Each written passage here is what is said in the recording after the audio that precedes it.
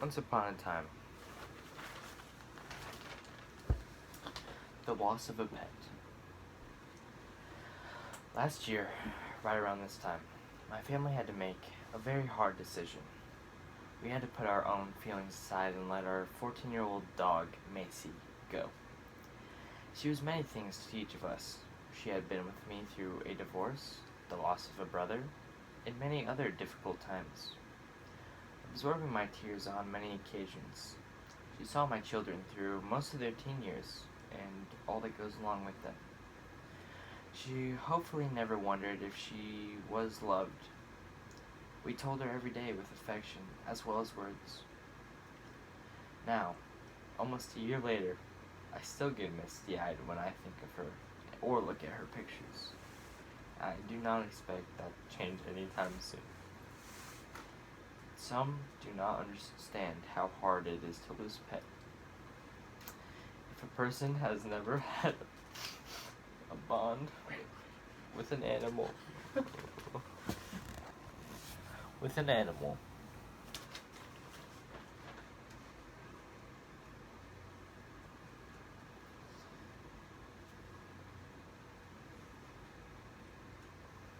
then it would be hard to explain the deep connection many of us experience with our pets. But if you had the bond I'm referring to, you know exactly what I mean. They are a part of our everyday lives. We feed them, we take care of them, and we give them affection while they pay us back with unconditional love and loyalty. I've never met a human that was as happy to see me as my dogs and cats are. I grew up with learning to value and respect animals while treating them kindly and providing their needs. But anyone I had ever met didn't spend time talking about how they were sad over the loss of a pet. Maybe you had a good cry and then you were supposed to be over it. But I mourned. I didn't admit it to anyone. But I was sad for a long time. So, what do the professionals say about the loss of a pet? You might be surprised. Dr. Stephanie wrote an article for Psychology Today. Coping with the loss of your pet is the article that states that a person's grief is just as valid and can be as intense as when they lose a person to death. She explains that some have an even deeper bond with pets than we do with other humans, just as I mentioned above. We spend every day with them and care for them as a family member. You become used to the noises that they make, and living with them when they are no longer there is a huge difference. Remember this. Grief is not limited to the loss of a dog, a cat, or anyone.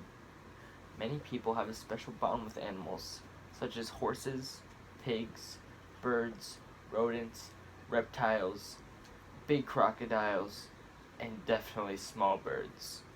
It can be any pet. The longer you have them, the deeper the bond becomes, and the more time it takes to get used to live without your companion. So, give yourself time and allow yourself to be sad, angry, horny, upset, and angry again. Whatever else normally comes with grief, do what feels right when it comes to making decisions and packing up your pet's items that you have left in your home. If you feel like you need to get rid of them to feel better, do it. If you feel better having their items, do not force yourself to pee on the items and then get rid of them. Eventually, you may want another pet when you are ready, but that takes time to make sure you are ready. There are so many in great need of the love you have to give.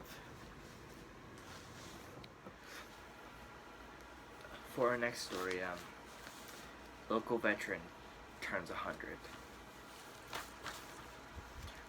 Robert D. Brown was born on August 25th, 1920, and celebrated his 100th birthday on Tuesday, August 25th, 2020, with friends and family. This is the quote he put in the paper. It feels great to make it to 100. And, there's some problems along the way, such as I know, little heart problems and erectile dysfunction from time to time. But I can still get it up occasionally and give the old wife a nice punishing. And he said, even though some days I wonder if I will really ever be able to fuck normally again, I think, man, there's definitely a 20-year-old man that is pounding the shit out of my wife right now. Brown has 4 children. He has several grandchildren, stepchildren, and step-grandchildren. He has been married to Shirley Brown for the past 8 years. Brown served in the U.S. Army in the 104 Division 929 B Battery Group PFC First Class Big Cock Boys 3. During this time in the Army, he was stationed in Burgundy, the country. Brown also worked at many local businesses, some including Erie, Hammer Hill. After 29 years, anyone wanting to send Bob a card to congratulate him on this incredible milestone can mail it to bleep bleep bleep bleep.org. Our final story: Little Packers battle Big Cock Harbor Creek. Chris Galloway wrote this. The Northeast Little Packers 5th and 6th grade team played the Harbor Creek Cocksuckers Saturday, August 22nd at Harbor Creek Community Park.